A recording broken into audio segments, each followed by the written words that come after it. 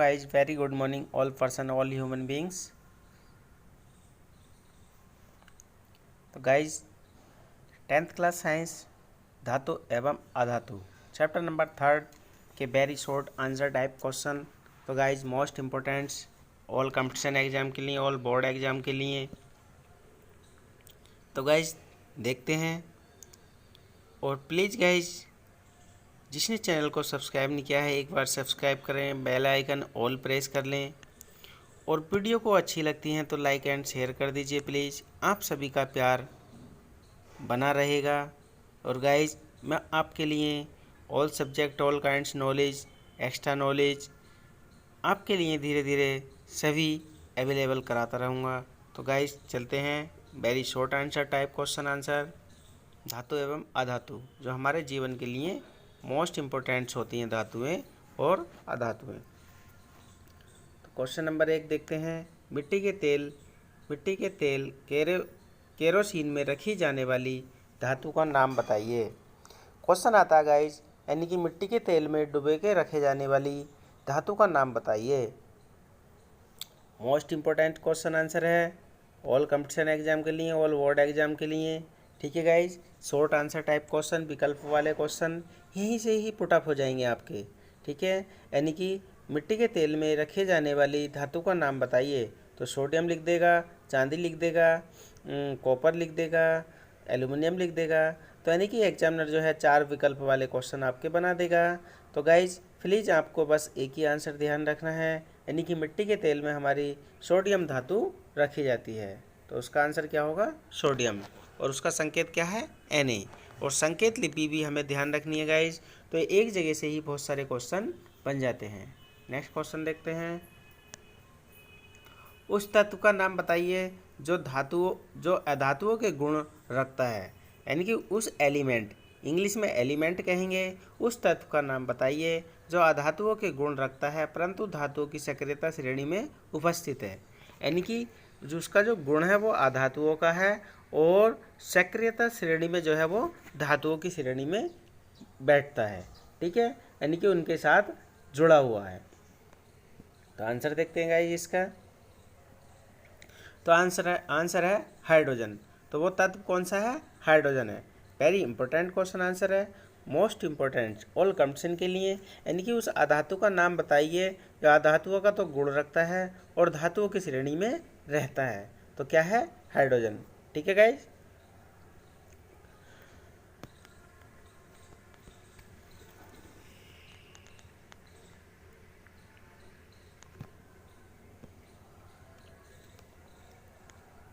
प्रश्न नंबर 3, एक अधातु और एक धातु का नाम लिखिए जो कक्ष ताप पर द्रव अवस्था में होते हैं।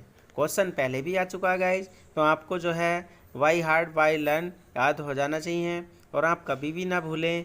ठीक है गाइज, यानी कि कंपटीशन पार कर लें, नौकरी पूरी कर लें, तब भी नहीं भूलें। तो देखिए, कमरे के ताप पर जो द्रव अवस्था, टेम्परेचर जो होता है हमारी बॉडी का टेम्परेचर, कमरे का टेम्परेचर, नॉर्मल बॉडी का टेम्परेचर जो होता है, यानी कि उस कमरे के ताप पर ही अगर आपने ये धातुएं रख दी तो ये क्या हो जाएंगी? पिघल जाएंगी द्रव अवस्था में। तो उस धातु का नाम है ब्रोमीन, Br2। ये संकेत है इसका। ठीक है गाइज, धातु का नाम है Br, ब्रोमीन, Br2 अधातु। तो ये क्या है? अधातु। ब्रोमीन क्या है? अधातु है। और धातु क्या है?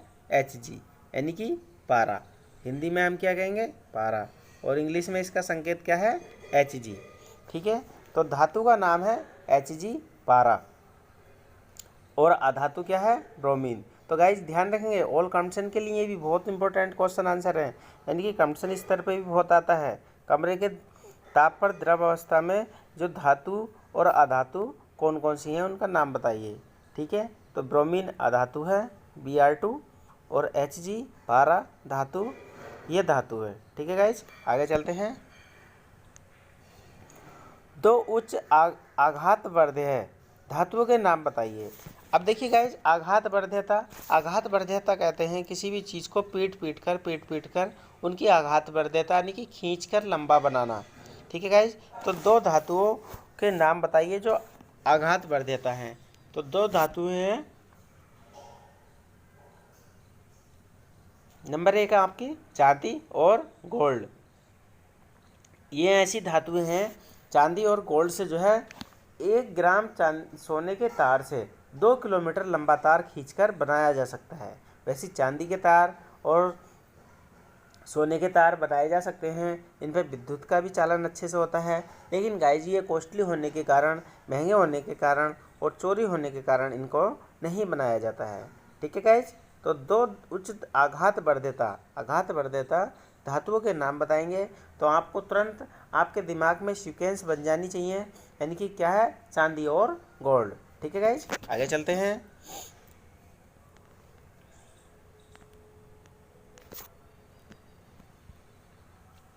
दो ऑक्साइडों के नाम लिखिए जो न तो अम्लीय हैं और न ही क्षारीय हैं।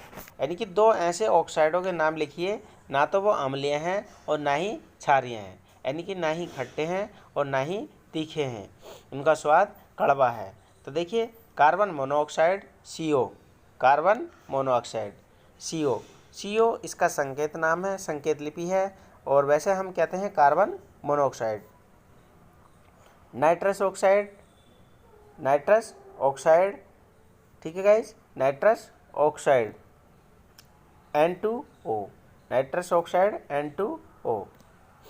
नेक्स्ट क्वेश्चन देखते हैं। 3 अत्यंत कठोर धातुओं के नाम बताइए। जो यानी कि कठोर धातुएं हैं उनके हमें नाम बताने गाइज। तो क्वेश्चन इसी प्रकार से आ जाएगा, 3 कठोर धातुओं के नाम बताइए, तो 3 एक सीक्वेंस में दे देंगे, एक गलत कर देंगे। ठीक है गाइज,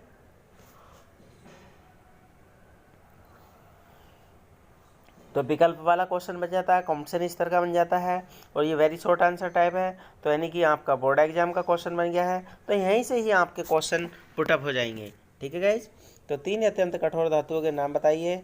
नंबर 1 है आयरन, कॉपर, एल्यूमिनियम। तो ये क्या है, हमारी धातुएं कठोर, लोहा, कॉपर, चांदी, कॉपर, तांबा, लोहा और तांबा, एल्यूमिनियम, ये हमारी 3 कठोर धातुएं हैं और हमारे जीवन के लिए भी अमूल्य हैं। जो विद्युत तारें बनाई जाती हैं वो एल्यूमिनियम की होती हैं, बीच में लोहे का तार डाला जाता है ताकि उसकी सपोर्ट हो जाए, टूटे नहीं। ठीक है गाइज, कॉपर की तार भी बनती है, कॉपर की डोरी आती है। ठीक है, और आयरन लोहा भी यूज होता है, खंभे बनते हैं लाइट के, और लोहे का तार भी उसमें लगा होता है उनकी सपोर्ट के लिए। ठीक है गाइज, तो तीनों यूज होते हैं और अत्यंत ही कठोर धातुएं हैं। आगे चलते हैं।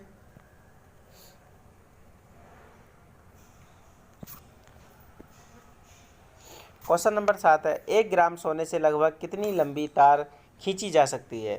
तो देखिए गाइज, आपके सामने क्वेश्चन प्रेजेंट हो चुका है, यानी कि 1 ग्राम सोने से कितनी लंबी तार बनाई जा सकती है। और guys 10th class board exam में तो 100% आता है। ठीक है, वेरी इंपॉर्टेंट, जो सारे क्वेश्चन है वेरी इंपॉर्टेंट हैं। ठीक है गाइज, इनकी कोई ना कोई कहीं ना कहीं आ जाता है, तो आपको वाई यानी कि लर्न करना है, याद करना है और याद कर कर लिखना है। ठीक है गाइज, कभी भी भूलेंगे नहीं, आपने याद कर लिया तो कभी भी भूल नहीं सकते हैं, लेकिन उसको लिख लिख कर बार बार देखिएगा। 1 ग्राम सोने से लगभग कितनी लंबी तार खींची जा सकती है। तो 1 ग्राम सोने से लगभग 2 किलोमीटर लंबी तार खींची जा सकती है। कितने किलोमीटर, 2 किलोमीटर। नेक्स्ट क्वेश्चन देखते हैं, प्रश्न नंबर 8 है, चांदी के अतिरिक्त कौन सी धातु ऊष्मा की अच्छी चालक है। यानी कि चांदी के अतिरिक्त कौन सी धातु ऊष्मा की अच्छी चालक है। तो देखिए, चांदी जो है, चांदी के अतिरिक्त कौन सी धातु ऊष्मा की अच्छी चालक है। ऊष्मा मतलब हीट, यानी कि आपने जो है कोई भी बर्तन गैस पर रखा, अब उसमें कितनी जल्दी गर्म होता है, हीट होता है, तो कौन सी धातु में जो है, चांदी तो अच्छी चालक है ऊष्मा की, उसके बाद जो है चांदी के बाद है कॉपर। लेकिन चांदी के बर्तन हम खरीद नहीं सकते, बना नहीं सकते, कॉपर के बर्तन तो आप लेते हैं तांबे के, तो तांबे में भी जो है ऊष्मा तेजी से चलती है। ठीक है गाइज,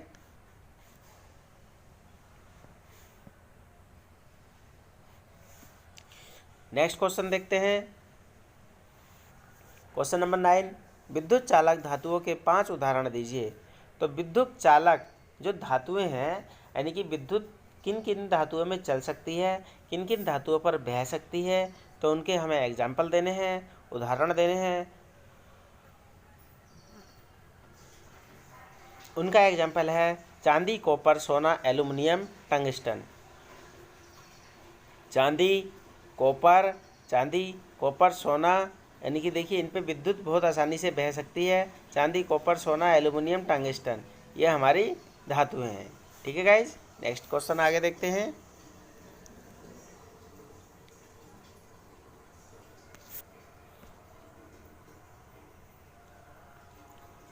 क्या धातुओं के गलनांक उच्च होते हैं? तो क्या धातुओं के गलनांक उच्च होते हैं? तो क्या आंसर होगा हाँ, धातुओं के गलनांक उच्च होते हैं। यानी कि जो धातुएं होती हैं उनको हम टेम्परेचर हाई पर ही गला सकते हैं। ठीक है गाइज, नेक्स्ट क्वेश्चन देखते हैं। कार्बन के 2 अपर रूपों के नाम लिखिए। जो कार्बन है उनके 2 अपर रूपों के नाम लिखने हैं। तो कार्बन के 2 अपर रूप हैं हीरा और ग्रेफाइट। ठीक है गाइज, वेरी इंपॉर्टेंट क्वेश्चन है। यानी कि कार्बन का अपर रूप, कार्बन मतलब जो कार्बन होता है वो जमा होकर धीरे धीरे लाखों करोड़ों वर्षों में जो है उसका रूप हीरा ले लेता है, हीरे में तब्दील हो जाता है और ग्रेफाइट में बन जाता है।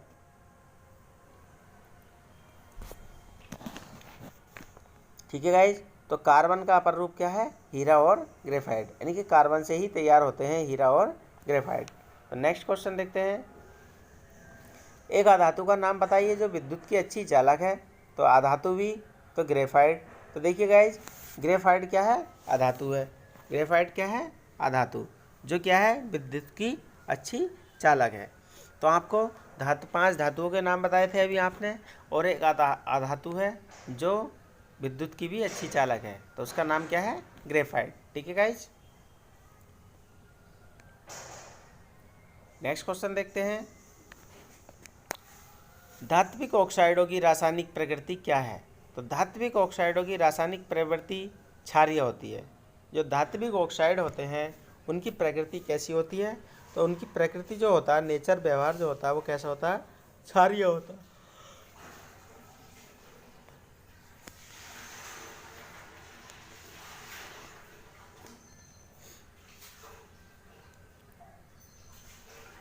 तो धात्विक ऑक्साइडों की रासायनिक प्रकृति क्या होती है? क्षारीय होती है। नेक्स्ट क्वेश्चन देखते हैं। उन धातुओं के नाम बताइए जो ठंडे जल से क्रिया करती हैं। तो उन धातुओं के हमें नाम बताने हैं जो ठंडे जल से क्रिया करती हैं। ठीक है गाइज, उन धातुओं के नाम बताइए जो ठंडे जल से क्रिया करती हैं। तो उन धातुओं के नाम है सोडियम, पोटेशियम, कैल्शियम। यानी कि उन धातुओं के नाम है ये जो हमारी ठंडे जल से रिएक्शन यानी कि कर जाती हैं। उनको छूने से ही स्पर्श इनका रिएक्शन चालू हो जाता है। तो ठंडे जल से जो क्रिया करती हैं वो क्या है? सोडियम, पोटेशियम और कैल्शियम। सोडियम, पोटेशियम और कैल्शियम। ठीक है गाइज, उस धातु का नाम बताइए जो गर्म जल से अभिक्रिया करती है। तो गाइज इसका आंसर आपका नहीं। तो देखिए गाइज, उस धातु का नाम बताइए जो गर्म जल से अभिक्रिया करती है। तो उस धातु का नाम है मैग्नीशियम। तो उस धातु का नाम बताइए जो गर्म जल से अभिक्रिया करती है। तो गाइज आप अपनी नोटबुक में नोट कर लेंगे। तो उस धातु का नाम है मैग्नीशियम। यानी कि उस धातु का नाम बताइए जो गर्म जल से रिएक्शन करती है। गर्म जल से ही करेगी, ठंडे से नहीं करेगी। ये ठंडा जल डालेंगे कुछ नहीं होगा, गर्म जल डाल देंगे तो तुरंत उसका रिएक्शन फंडामेंटल चालू हो जाएगा। तो उस धातु का नाम है मैग्नीशियम। ठीक है गाइज, और उन धातुओं के नाम बताइए जो ठंडे जल से क्रिया करती हैं। तो सोडियम, पोटेशियम और कैल्शियम। तो ठीक है गाइज, आज के लिए अभी के लिए इतना ही काफ़ी है। Very short answer type question अभी आपको और अवेलेबल कराऊंगा। इसके बाद लगभग 15 क्वेश्चन और हैं। ठीक है गाइज, फिर आपके लघु उत्तरीय क्वेश्चन आंसर होंगे। फिर उसके बाद लॉन्ग क्वेश्चन, यानी कि आपको सारे जो मोस्ट इंपॉर्टेंट क्वेश्चन आंसर हैं वो आपको अवेलेबल हो जाएंगे। फिर उसके बाद 4th चैप्टर कार्बन एवं उसके यौगिक। ठीक है गाइज, तो यानी कि आपको 10th क्लास की साइंस पूरी मोस्ट इंपॉर्टेंट्स आपके सभी चैप्टर्स, ठीक है, धीरे धीरे सब अवेलेबल हो जाएंगे। और प्लीज़ गाइज, जिसने चैनल को सब्सक्राइब नहीं किया है एक बार सब्सक्राइब कर दें, बेल आइकन ऑल प्रेस कर लें। ठीक है गाइज, ताकि वीडियो के नोटिफिकेशन आपको तुरंत अवेलेबल हो जाएं। जैसे ही मैं वीडियो डालूँ आपको तुरंत मिल जाए। ठीक है गाइज, और प्लीज़ लाइक एंड शेयर कर दीजिए। जय